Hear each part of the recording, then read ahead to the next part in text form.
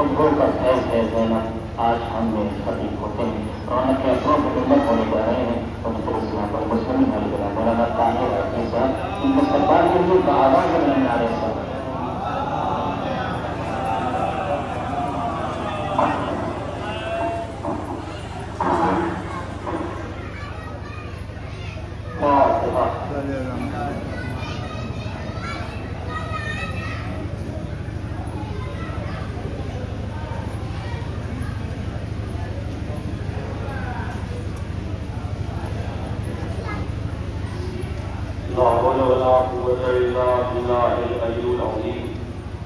أعوذ بالله من الشيطان الرجيم بسم الله الرحمن الرحيم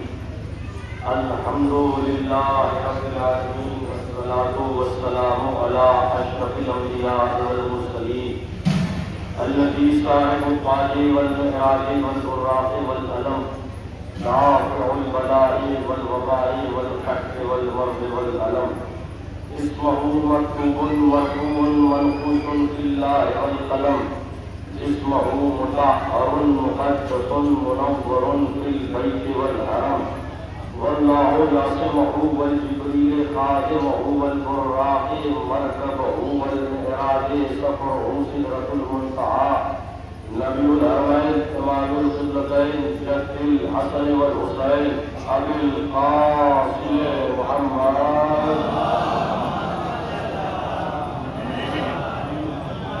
أما بعد فقد قال رسول الله صلى الله عليه وآله وسلم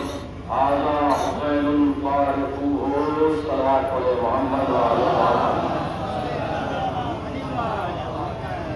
تمام مومنین کی صحتیابی کے لیے بالخصوص مومنین جو مشی کرتے ہوئے اس مقام تک پہنچے تمام ملوک یہاں موجود ہیں ان کی صحت کے لیے اور تمام مومنین کی صحتیابی کے لیے مل جل کر ایک حدیث صلوات پڑھے علی محمد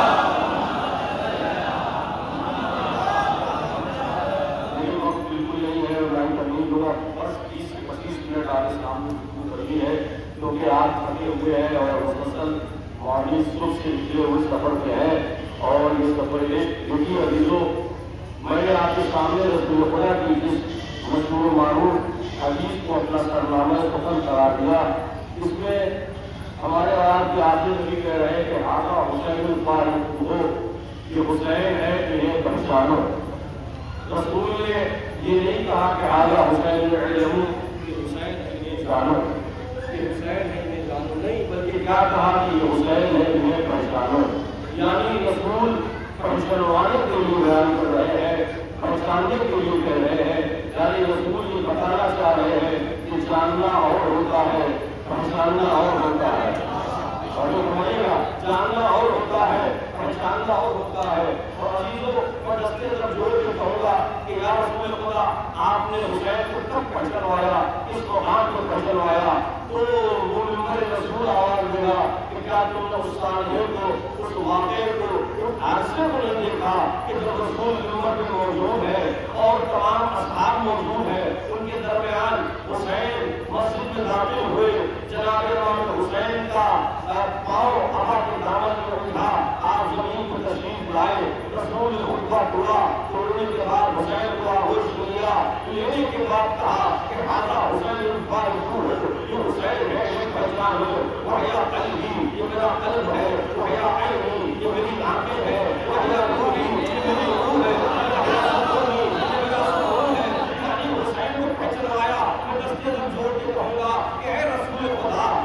منبر ہے یہ مسجد ہے یہاں پہ نماز بتائے یہاں پہ روزہ بتائے آپ شریعت کی بات کریں یہاں پہ نانا نواسے کی بات جو کر رہے ہیں آپ جو حسین کو پہچانوا رہے ہیں شاید رسول آواز دے کہ میں اس کو پہچانوا رہا ہوں کہ اسی کے دم سے نماز بھی ہے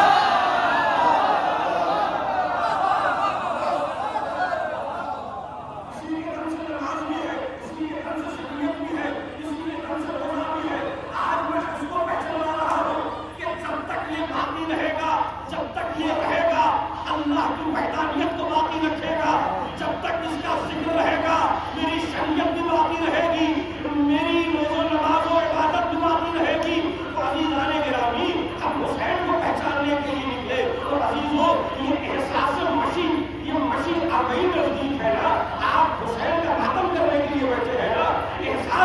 کے لیے عزیزوں کس کی یاد منانے کے لیے؟ حسین کی یاد منانے کے لیے آج سے 1400 سال پہلے الگ الگ طاقتیں ابھری، الگ الگ طاقتیں آئیں کہ جنہوں نے حسین کا نام دبانا چاہا، حسین کا نام مٹانا چاہا، توجہ فرمائے، حسین کو ختم کرنا چاہا۔ یزید یہ سمجھا تھا کہ میں کربلا میں حسین کو لے کے آیا، نہیں، حسین نے کربلا کی زمین خرید کے یزیدیت کو کربلا میں بلایا۔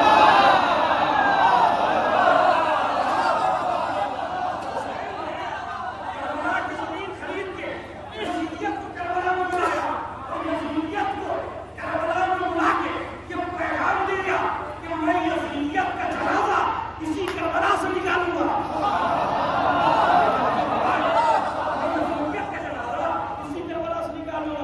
یزید یہ سمجھ رہا تھا کہ کربلا ایک صحرا ہے، کربلا ایک ناہنجار جگہ ہے، کربلا ایک بیابان ہے، کربلا کو کوئی جاننے والا نہیں، کربلا کو کوئی پہچاننے والا نہیں، کربلا ناانجان جگہ، کربلا غیر معروف جگہ۔ میں حسین کو کربلا میں بلا کے قتل کر کے حسین کا نام مٹا دوں گا، حسین کو نصف و نابود کر دوں گا۔ تو حسین نے آواز دی کہ یزید میں حسین ہوں، حسین میں حسین ہوں، حسین میں فاطمہ کا بیٹا، میں علی کا بیٹا، اگر ہر بستی بستی میں کربلا نہ بنا دی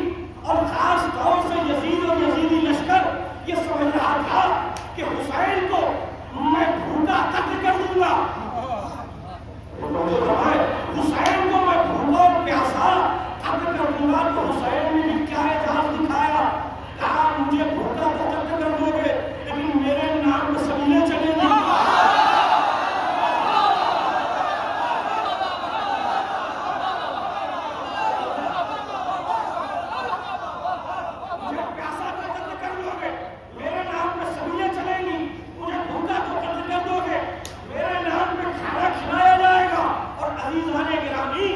آپ نے صرف احساس مشی کیا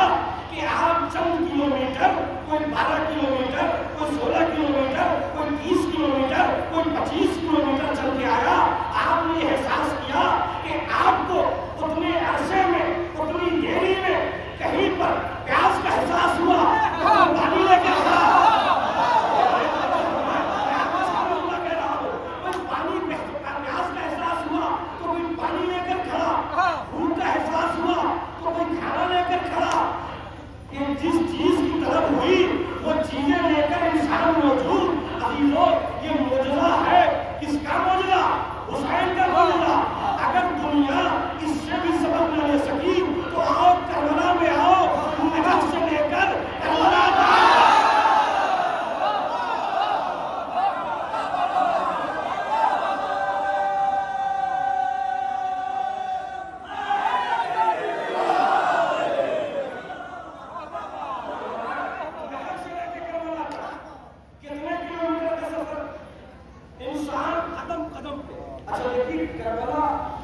استعمال ہوا کہ کربلا جنت کا ایک ٹکڑا ہے. 30 دوشی موجود ہے ان کی تعین کے ساتھ کہ کربلا کا جو حصہ ہے دائرہ ہے وہ جنت کا ایک ٹکڑا ہے. جنت کی خاصیت کیا ہے؟ آپ حدیثوں اور تفسیروں میں اٹھا کر دیکھیں تو جنت کا سب سے پہلا کمال یہ ہے کہ انسان جو چیز کا تصور کرے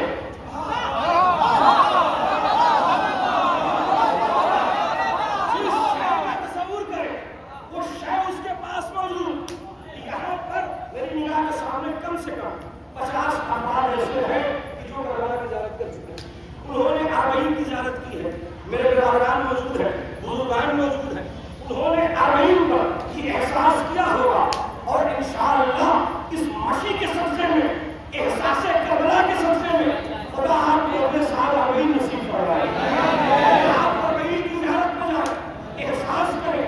دیکھیں آپ نے کتنی دیر کا احساس اور وقت کیا. تو آپ کو جہاں پر پیاس کا احساس، کوئی پانی لے کر موجود، جہاں پر بھوک کا احساس، کوئی کھانا لے کر موجود. عزیزان گرامی، کربلا سے نجف، نجف سے کربلا جب انسان مشی کرتا ہے تو جس شے کی خواہش کہ مجھے یہ شے چاہیے کھانے کے لیے، تو اگر انسان کے تصورات میں کوئی نظر نہیں آتا تو چھوٹے چھوٹے بچے پانی لے کر موجود، چھوٹے چھوٹے بچے پانی لے کر کیوں موجود ہو. اور ایک جملہ کہتے ہوئے ان سے سوال کیا جائے، پوچھا جائے کہ کیوں تم پانی لے کر کھڑے ہوتے ہو، تو وہ جملہ کہتے ہیں کہ ہم 4 سال کی بچی کی حال میں کھڑے ہوتے ہیں کہ جو اپنے باپ کو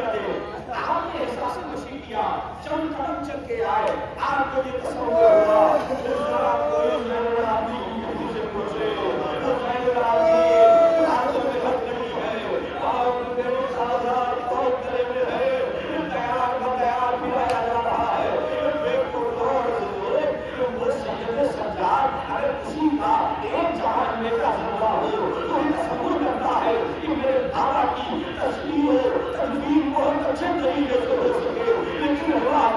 वही सजदे सज्जाद में जब मंजर देखा कि जब 11 मुहर्रम को काफिले को बुलाया गया तो एक बाबा का लाशा कफन के मौजूद अल्लाह को कहने लगा आप मिलने हुसैन मनाने के लिए बैठे हैं,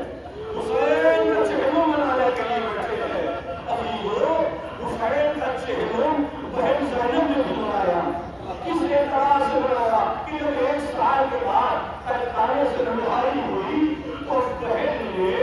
ये हुक्म हुआ कि आप मदीने चले जाए, सैयद सज्जाद को बुलाया कि ऐ बेटा हम ये चाहते हैं कि पहले भाई के कब्र पे चले, भाई के कब्र की ज़ियारत करें,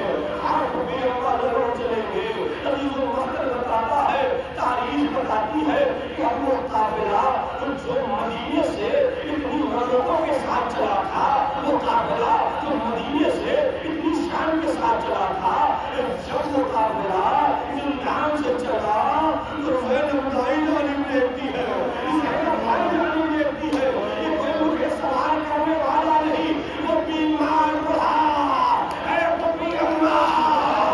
मैं आपको सवाल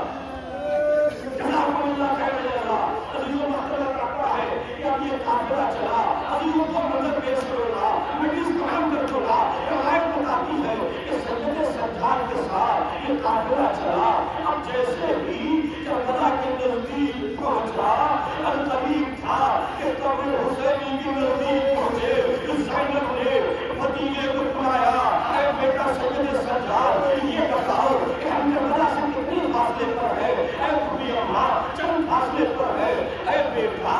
मैं कुछ कहना चाहती हूँ, आप बूढ़ी अम्मा बताए। कहा